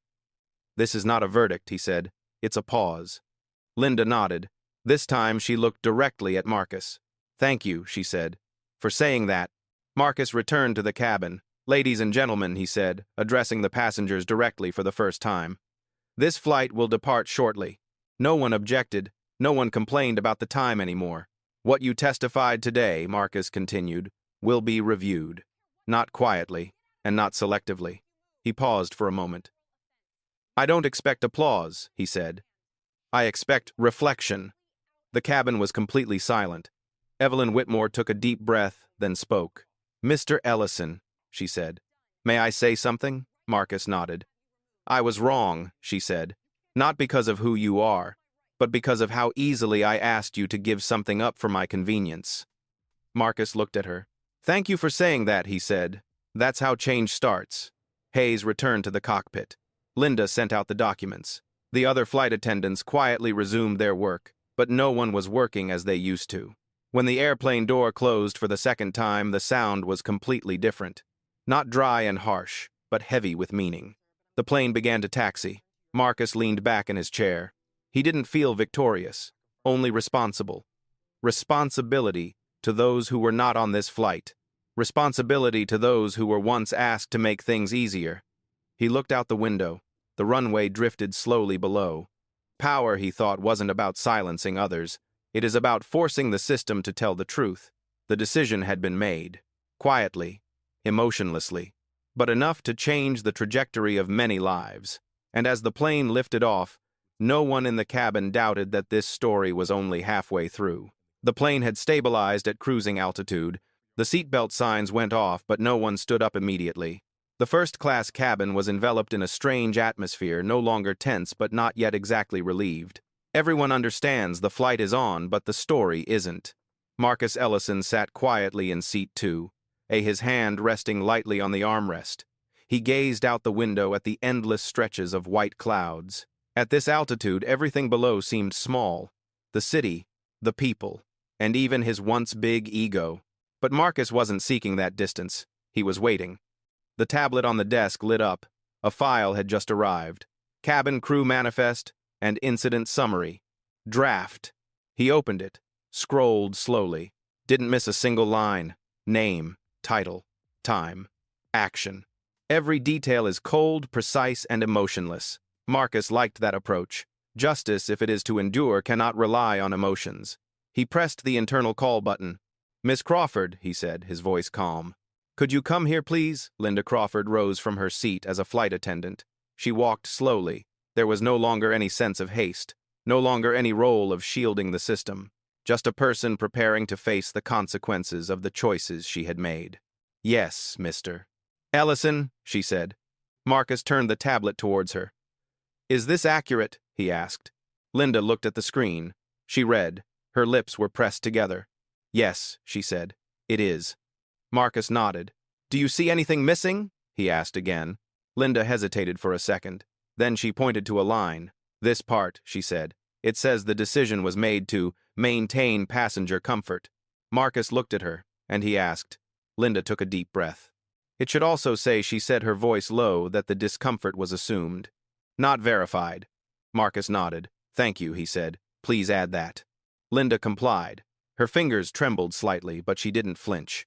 Marcus turned to the front seat where Robert Hayes was sitting in the cockpit. He pressed the communication button. Captain Hayes, he said. Yes, Mr. Ellison. I've reviewed the preliminary report, Marcus said. There will be a formal inquiry once we land. Hayes was silent for a moment. I understand, he said. This will include, Marcus continued, a review of discretionary authority usage, bias training, compliance, and escalation protocols. Hayes exhaled slowly. Yes, sir. Marcus didn't emphasize his point.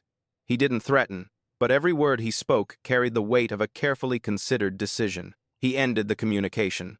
Evelyn Whitmore observed everything from seat 3C. She didn't interrupt. But when Linda returned to her seat, Evelyn spoke up. "Mr. Ellison," she said, "may I ask, what happens now?" Marcus turned to her. "What happens now," he said, "is that this incident is no longer a story. It becomes a case." Evelyn nodded slowly. "And the people involved?" she asked. Marcus looked at her. Without avoiding her gaze, "They will be evaluated," he said, "individually, fairly, with context." She swallowed hard.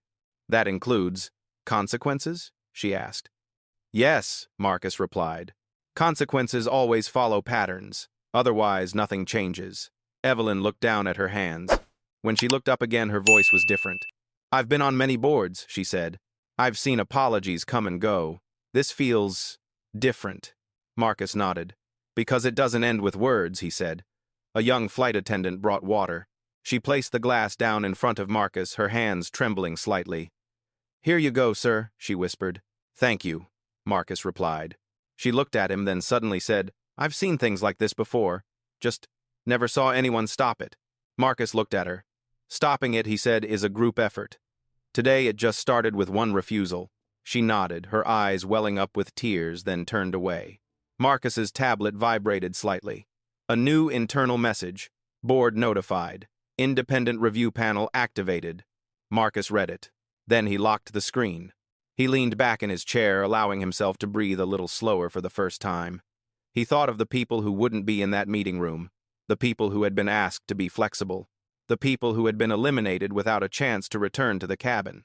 Marcus had no illusions that one decision would change the entire industry, but he believed in one very practical thing. Each properly established precedent will force the system to remember it. Linda Crawford turned around once more. This time she wasn't standing as a subordinate. She was standing as someone speaking on her own behalf. "Mr. Ellison," she said, "may I say something?" "Personally," Marcus nodded. "I want to be clear," she said. "I don't feel unfairly treated by what you've decided." Marcus looked at her, slightly surprised. "I feel exposed," she continued, "but maybe that's necessary." Marcus remained silent, letting her continue. "I've been trained to de-escalate," Linda said, "but no one ever trained me to question why certain situations feel threatening." Marcus nodded. "That's an honest observation," he said. "And honesty is the first requirement for improvement." Linda bowed her head.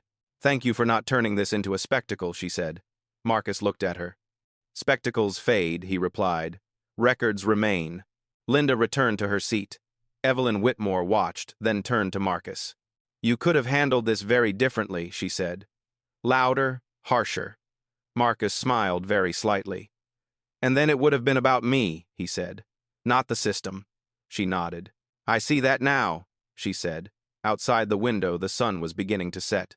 Its golden light shone on the clouds, creating warm streaks of color. Inside the cabin, the atmosphere gradually returned to normal. But it wasn't the old normal. It's a normalcy that has been shaken. Marcus looked around. Those who had urged him on now avoided his gaze, not out of embarrassment, but because they were wondering where they had stood in that moment. He doesn't need answers. He just needs them to start asking questions. The internal loudspeaker blared. The co-pilot's voice announced the estimated landing time. Marcus closed his eyes for a brief second, not to rest, but to acknowledge that a chain of consequences had begun, and it would continue even after this flight ended. Justice is quiet. It comes with records, decisions, and personal responsibility. And as the plane approached San Francisco, everyone on board understood no one would leave this story without a consequence. The plane descended slowly. Outside the window, the clouds began to part, revealing the land below. Crisscrossing roads, sprawling residential areas, twinkling lights, heralding a city awaiting them. San Francisco. Cabin first class is no longer as tense as before, but it's not quite back to normal either. It's a state in between, where people have gone through an experience strong enough to be unforgettable but not far enough to fully understand it. Marcus Ellison observed it in silence. He knew that everyone would leave this flight with different things whether they wanted to or not. In the cockpit, Robert Hayes looked at the control panel in front of him, but his mind was elsewhere.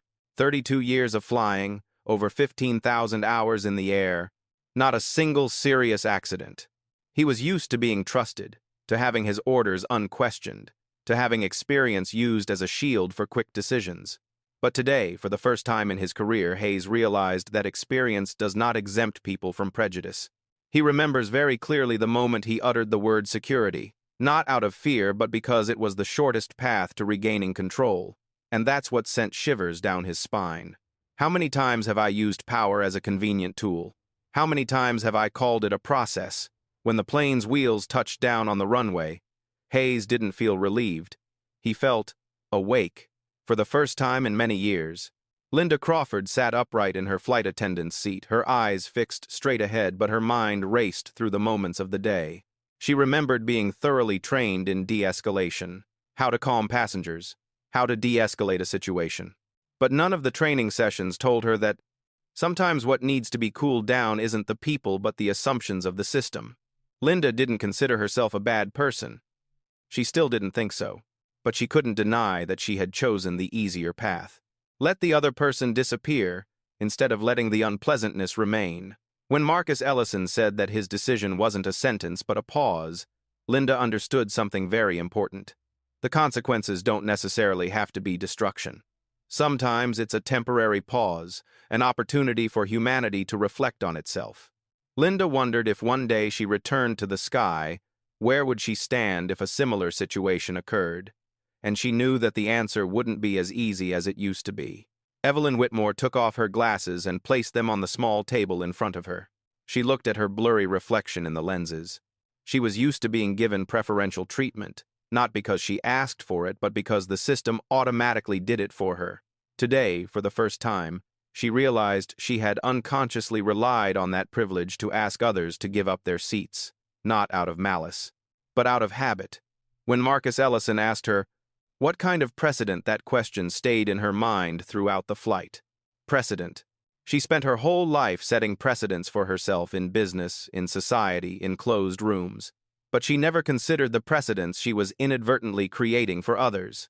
Evelyn knew she would never forget Marcus's gaze when he said, "I know." That's the point. No anger, no blame. It's just a fact that's been stated in the right place. None of them were named. None of them were called out. But each person had their own question as the plane taxied toward the gate. The man said, "Then act like it." The woman said, "Maybe he should just move." The person held up their phone. The person bowed their head. They were not punished. But they witnessed something rare. The moment when silence is no longer the safest option. Some people will forget. Some people will remember. And a few people, very few, will change how they react next time.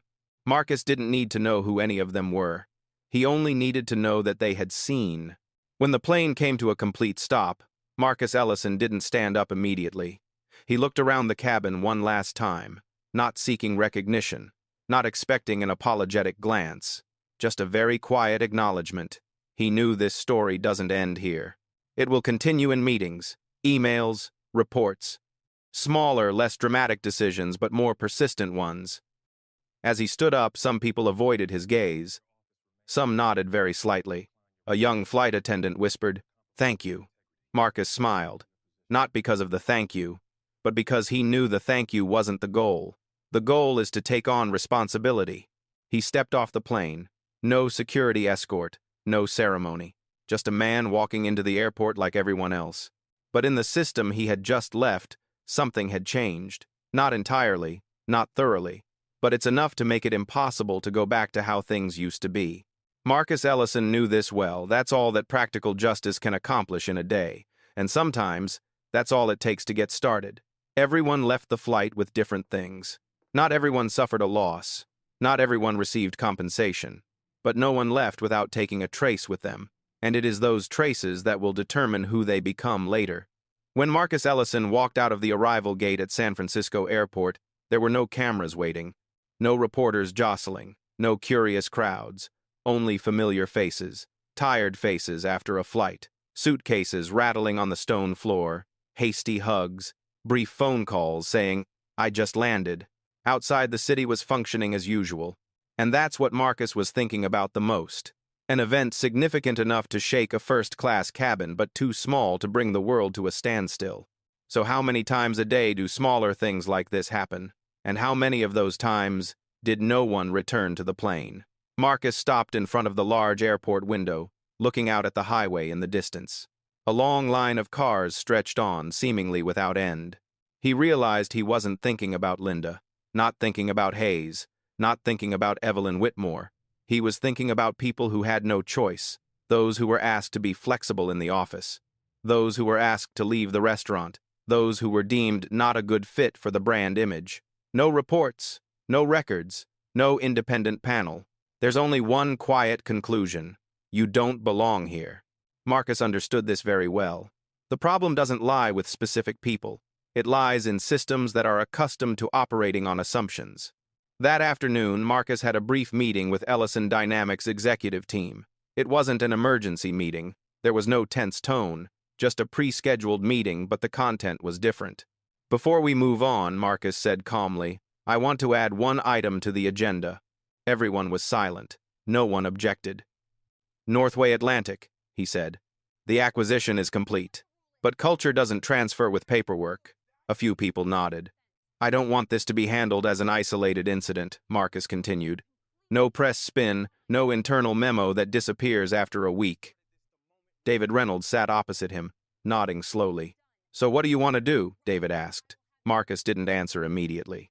He looked around the meeting room. The people here all had power, but he knew power doesn't automatically create change. First, Marcus said, we audit decision points, where discretion is used, where comfort becomes justification. Another person spoke up. That's going to make operations slower. Marcus nodded. Yes, he said, and fairer. No one laughed, but no one objected either. Second, Marcus continued, we implement third-party bias reviews, not as training, as accountability. David frowned slightly. That will upset some people. Marcus smiled very slightly. So did civil rights, he said. Progress is rarely comfortable. There was a brief silence. Then David nodded. All right, he said. We'll do it. Marcus knew these decisions wouldn't make headlines, but they would create something more important, a precedent. That evening, when Marcus arrived back at the hotel, he received an email from the communications department. Do you want to comment on today's incident? Marcus looked at the screen, thought for a few seconds. Then he typed a short line. No statement. Let the actions speak. He closed his laptop. Marcus doesn't believe in long speeches. He believes in small, repeated changes. Elsewhere in the city, Linda Crawford sat in her apartment, staring at her phone's screen off. She had received official notification of her suspension. Not a surprise, but it still weighed heavily on her mind. She thought of something Marcus had said. Records remain. Linda understood that she would be judged not by one action, but by the way she chose to deal with the inconvenience to others. And for the first time in years, she didn't blame the passengers. She didn't blame the pressure. She didn't blame the system. She wondered, if I could go back to that day, what would I do differently? That's an uncomfortable question, but it's necessary. Meanwhile, Evelyn Whitmore was sitting in her car on her way home. The driver drove in silence. The city glided past outside the window. She recalled the moment she said, "This is embarrassing." It wasn't because Marcus was making a fuss. It was because his presence made her reflect on herself. Evelyn realized something that made her uncomfortable. Privilege does not need to be claimed to exist. It just needs to remain unchallenged. And this time, it has been challenged. Marcus stood by the hotel window looking down at the San Francisco cityscape at night. The lights stretched out like artificial stars. He thought of his father, the electrician who had taught him. Electric current doesn't discriminate. It just needs to be connected correctly. Marcus smiled. The system smiled too. It doesn't need to hate anyone to cause harm. It just needs to function without being questioned. He knew not everyone would learn a lesson from that flight. Not everyone would change. But he also knew, if just a few people start asking questions, the system will no longer function as smoothly as before.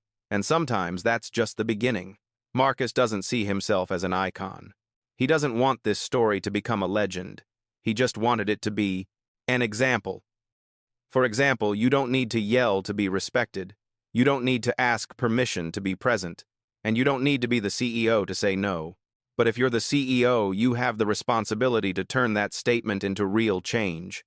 Marcus turned his back to the window. He switched off the light. The city was still lit. Tomorrow there will be other meetings, other decisions, other systems that need to be reviewed. The story of the Northway Atlantic flight will gradually fade from public memory, but its impact will remain for a very long time in the way people treat each other in seemingly small places. The flight is just a turning point. More important is what happens afterward, when there are no more watchful eyes, no more VIP seats, and each person is left to ask themselves, where will I stand when injustice unfolds, silently? The most significant changes rarely appear on the pundits' evening news. They don't have big headlines. There's no dramatic music. There's no slow-motion footage. They happen quietly, in places where only those involved can sense them. A few weeks after his Northway Atlantic flight, Marcus Ellison received an anonymous email. The address was unfamiliar. The message was brief. Because of what you did, I didn't move today. Marcus read that line 3 times, not because he didn't understand it, but because he wanted to make sure he hadn't misread it. The email continues, I work customer service. A man told me to step aside because I made him uncomfortable. I remembered your words. I said no. Nothing bad happened. Marcus put the phone down. He leaned back in his chair and closed his eyes for a few seconds. It wasn't because of overwhelming emotion. It was because of a very rare feeling. The feeling that a small action has found its way to the right place. He didn't reply to that email, not because he was indifferent, but because he understood the sender didn't need a response. They needed internal confirmation that they had done the right thing. And they did the right thing. In another city, Linda Crawford sat in an airline's training room, not as an instructor, nor as someone being disciplined. She was there like someone starting from scratch. In front of her was a group of new flight attendants. On the board was a large question written in black pen, discomfort, for whom the instructor didn't demand an immediate answer. He left the question hanging in the air. Linda looked at the words and realized, if this question had been asked earlier, the flight would have been different. When it was her turn to speak, Linda didn't tell her story as a victim. She didn't defend herself. She simply said one very simple thing. I chose the easiest solution, she said. And I was wrong. The room was silent. No one criticized. No one acted superior. Because everyone understands that this is a mistake many people can make. And it was that acknowledgement that made the room safer than any lecture. During a family dinner, Evelyn Whitmore did something she had never done before. She listened. When her daughter told her about being overlooked at a meeting, Evelyn didn't interrupt. She didn't offer immediate advice. She just asked one question. What did you do? Be quiet, the girl replied. Evelyn nodded. Then she spoke slowly. If I don't say anything, they'll think everything's fine. It wasn't a speech. It was just a very down-to-earth remark. But to her daughter, it took on a completely different meaning. Evelyn understood that the greatest privilege is not being given priority. Instead, it means being able to relearn without being punished by the whole world. Marcus Ellison continued his work. Meetings, reports, numbers. But there was a very small change in the way he worked. He asked more questions.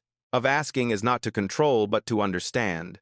During a meeting with the operations team, Marcus paused at a very ordinary slide. Customer discomfort mitigation, he read. He looked up. Mitigation, for whom he asked. The room was silent for a few seconds. Then someone spoke. For the majority, he said. Marcus nodded. And who defines the majority, he asked further. The atmosphere changed. No one felt attacked. But everyone understood this question wouldn't disappear after the meeting. Marcus didn't need it to disappear. He needed it to stay. One afternoon, as Marcus left the office, he saw a man waiting in the lobby. He wasn't dressed formally. He had no secretary with him. Just an ordinary man. Mr. Ellison, he asked. Marcus nodded. I'm a maintenance worker at O'Hare Airport, he said. I was there that day. Marcus looked at him, saying nothing. I just wanted to say, the man continued, I've seen a lot of things, but I've never seen anyone come back like you. Marcus smiled. Thank you, he said. The man nodded, then turned away. No autograph, no photo. Marcus stood there for a long time after he left. He thought healing is not about forgetting what happened. It's about looking back and saying, next time I'll do it differently. That evening, Marcus called David Reynolds. Do you remember the question you once asked me? Marcus said. Which sentence? David asked. Is now the right time? Marcus repeated. David smiled slightly. I still think so, David said. Marcus looked out the window. There's no perfect time, he said. There's only the time when you have the courage. David was silent for a moment. It spread, David said. Not loudly, but it was very real. Marcus nodded. That's enough, he said. No new laws were enacted immediately. No revolution broke out. But in those very small, very ordinary places, a service counter, a meeting room, another airplane cabin, someone paused for a second before saying, "Could you please give up your seat?" And in some cases, they chose a different question. Marcus Ellison wasn't there in those moments. He didn't need to be, because the story was never about him. It's about this: when you stand still long enough, firmly enough, kindness will find a way to spread. Quiet, uncomplicated, but persistent. Marcus switched off the lights in his office. He grabbed his jacket, preparing to leave. Tomorrow will bring different issues, different problems, different injustices, smaller, more subtle. But tonight he allowed himself to believe in one very simple thing: hope doesn't need to be big to survive. It just needs to be protected long enough. Healing doesn't come from big declarations. It comes from small choices repeated every day. And when one person dares to say no in silence, someone else will dare to say no a little louder. A few months after that flight, things had calmed down. No more bombarding emails. No more urgent phone calls. No more meetings that dragged on until late at night. The story of Northway Atlantic is occasionally recounted in training sessions, in internal reports, in informal conversations. But it is no longer told with the same harshness or indignation. It is recounted as a landmark. Marcus Ellison sat in a small Oakland cafe, where no one knew who he was. No fancy signage, no leather chairs. Just wooden tables, soft lighting, and the slightly burnt smell of roasted coffee. He likes places like this. Places that don't require him to represent anything. Marcus took a sip of coffee, then looked out the window. A middle-aged man was leading his young daughter across the street. The little girl skipped along, tugging at her father's hand, saying something that made him laugh. A very ordinary image. But Marcus realized it was those ordinary images that were the reason he didn't get up from his chair that day. Not for power, not for honor, but because he didn't want a world where that girl grew up, learning that to make things easier, she should make room for injustice. Marcus doesn't think of himself as a hero. He never has. He was just a man who had become all too familiar with being asked to sympathize, be empathetic to other people's discomfort, be empathetic to the process, be empathetic to the circumstances. And in that moment, he chose to lose all sympathy. At Northway Atlantic headquarters, a new set of regulations was posted in the flight attendant training room. It wasn't long. It wasn't flowery. Just one line in bold: discomfort is not a safety issue. Many people read through it. Some nodded. Some paused a little longer. Linda Crawford is one of them. She returned to work, but in a different role. She no longer directly served passengers. She no longer stood in the aisle of the first-class cabin. She participated in training and developed scenarios for handling various situations. Linda didn't see it as a step backward. She saw it as an opportunity to correct her mistakes in the right way. During a training session, a young flight attendant asked her, "If you were in that situation again, what would you do?" Linda thought for a long time before answering. "I would ask more questions," she said. "I would ask who was upset, why, and whether that upset was justified enough to hurt someone else." The room fell silent. Then someone nodded. Linda knew she couldn't change the past, but she could influence decisions that hadn't happened yet. Robert Hayes retired earlier than expected. No one forced him. No scandal. No press release. He chose it himself. At the small farewell party, Hayes said something very short: "I've been flying for many years. But there are things you only see clearly when you're standing still. Not everyone understands, but Marcus does." Evelyn Whitmore at another board meeting did something that surprised several people. When someone suggested removing an employee because they didn't fit the client's image, she asked, "Not suitable for whom?" The room fell silent. It wasn't a revolution. It was just a question. But that question is no longer considered offensive. Marcus Ellison left the cafe and stepped out onto the street. A gentle evening breeze was blowing. The city was transforming into night. He received a text message from David Reynolds. "Do you remember that flight?" Marcus smiled and replied, "I thought I would never forget it. But I hope someday it won't be necessary anymore." David sent back a simple emoji. No words. Marcus put his phone in his pocket. He walked slowly without rushing. He thought about seat 2A. That seat is still there. On other flights, with other passengers, and perhaps someone else will be asked to stand up, or maybe not. Marcus understood this very well. The world doesn't change just because someone refused to give way once. But the world wouldn't have changed if it hadn't happened that time. He stopped at an intersection waiting for the red light. Beside him, a young man in a cheap jacket stood upright, not avoiding anyone's gaze. Marcus didn't know who the man was, but he felt a sense of familiarity about him. Unauthorized presence. The light turned green. Everyone started walking. Marcus blended into the crowd. He stood out. He wasn't special, and that's exactly what he wanted most. Because the message of this story was never, "Look at me." Instead, it is, "Let's reflect on how we treat each other when no one important is watching." The first-class seat wasn't a problem. The flight wasn't a problem. Even Marcus Ellison wasn't a problem. The problem is, who is inherently entitled to belong, who is ordered to disappear, and who is allowed to decide that. If you've ever been asked to make things easier by withdrawing into yourself, this story is for you. If you've ever unconsciously wished someone would disappear so you could feel more at ease, this story is for you too. And if one day you are faced with a choice between the convenience of the majority and the dignity of an individual, hopefully you'll remember that chair, not to take it, but to ask a very simple question. Why does this person have to stand up? Marcus Ellison walked on. Without looking back, the story ends there. There was no applause, no resounding victory. There is only one truth that is very quiet. Dignity doesn't need to be given, it just needs to be respected. A chair, a choice. And so many people leave with a different perspective on the world. Sometimes the bravest thing to do isn't to move forward, but to stand still. This story isn't just about discrimination. It's about those small moments when people are forced to choose between convenience and dignity. Many injustices in life don't happen with shouting.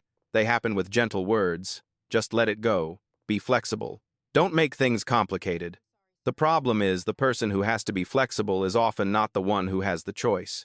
The first lesson of the story is, dignity does not depend on status. A person deserves respect not for who they are, but for who they are. Lesson 2. The silence of good people can become a cloak for injustice. Not everyone who does wrong is bad, but when we remain silent to keep the peace, we inadvertently enable it to continue.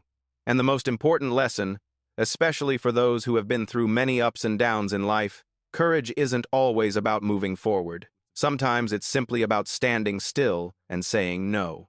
You don't need to be a CEO. You don't need immense power. You just need to know your own worth and not let anyone define it for you. If this story makes you think, please like, share, and subscribe to the channel to support kind, insightful, and relatable content like this. Thank you for staying until the end. Your presence meant more than you think.